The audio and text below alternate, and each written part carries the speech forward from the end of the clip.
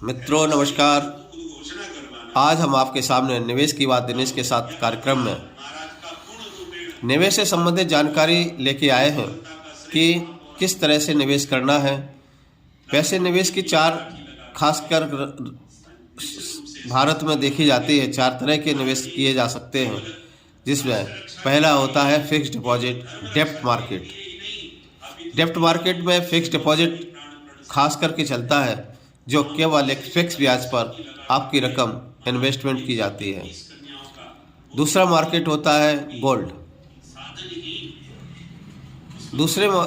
Gold में लोग ज़्यादा इन्वेस्टमेंट करते हैं। विश्वास मार्केट में गोल्ड का होता है कि लोग एक बार गोल्ड खरीद लिए और रख लिए। तीसरा होता है ज़मीन, मकान, दुकान आदि खरीदने में भी लोग ज़्यादातर इंटरेस्टेड होते हैं कि इसमें इन्वेस्टमेंट करें तो एक अच्छा सा रिटर्न उनको मिलता रहेगा। और चौथा इन्वेस्टमेंट होता है म्यूचुअल फंड्स और शेयर बाज़ार, इक्विटी मार्केट। इस तरह से चार तरह के हम वर्किंग डिवाइडेशन अगर कर दें, इसको बाइफर्केशन कर दें, तो ये पता चलता है कि कहाँ आपको इन्वेस्टमेंट करना है। मित्रों, फिक्स डिपॉजिट एक ऐसी स्कीम है जहां आपको ब्याज एक फिक्स मिलता है, 6%, 5%, 6%। उस पर भी आपको इनकम टैक्स देना होगा अगर आप इनकम टैक्स के दायरे में आते हैं तो। यह पैसा पूरी तरह से सुरक्षित है, लेकिन मार्केट के महंगाई के दौर में मुद्रा अवमूल्यन अगर देखा जाए तो मुद्रा अवमूल्यन की तुलना में यह पैसा उतना नहीं दौड़ता है जितना आपको 10 साल बाद मिलेगा। इस तरह इसका इन्वेस्टमेंट पूरी तरह से जीरो हो जाता है।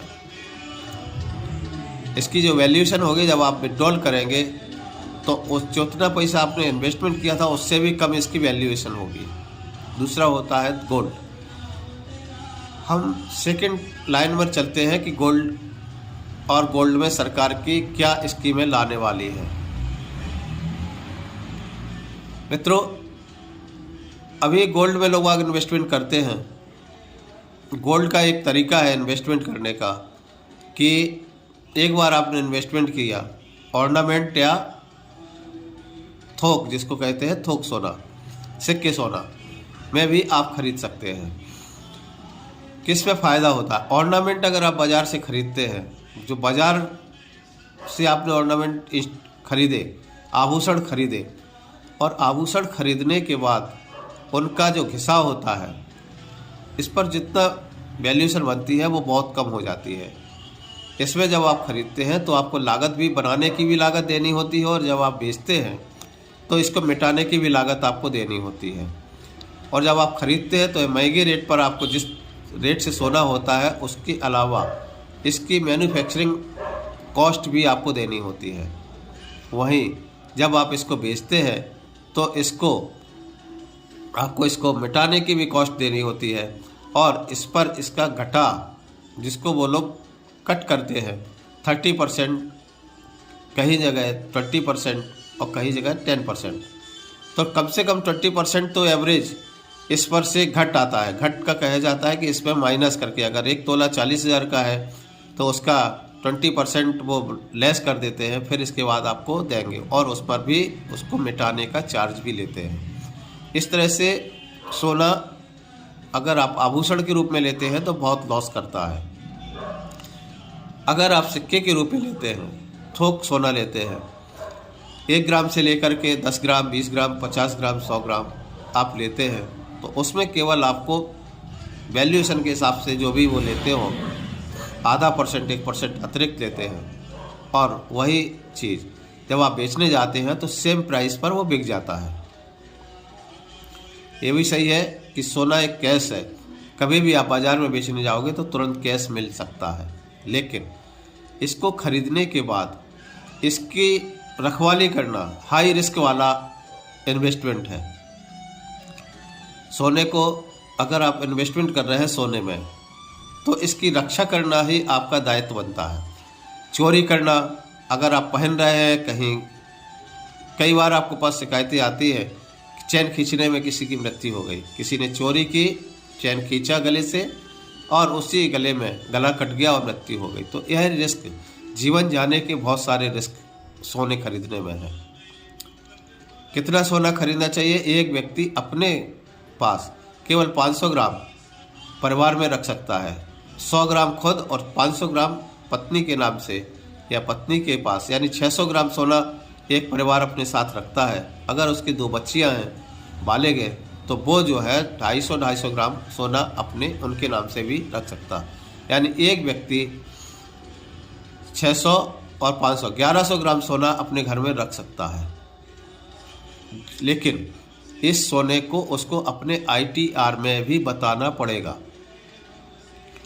इसके अलावा जो सोना मिलेगा उसको आप सरकार जब्त भी कर सकती है, या उसका अतिरिक्त टैक्स जो देना होता है वो भी आपको देना पड़ सकता है। इसलिए आवश्यक है कि सोने का जो इन्वेस्टमेंट है बहुत खतरनाक है। हाँ, इसकी वैल्यू आपको बता दें।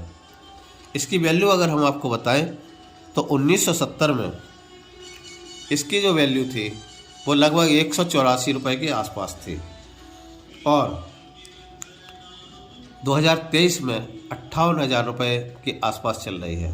तो इसकी जो वैल्यू मिलेगी आपको वो मिलेगी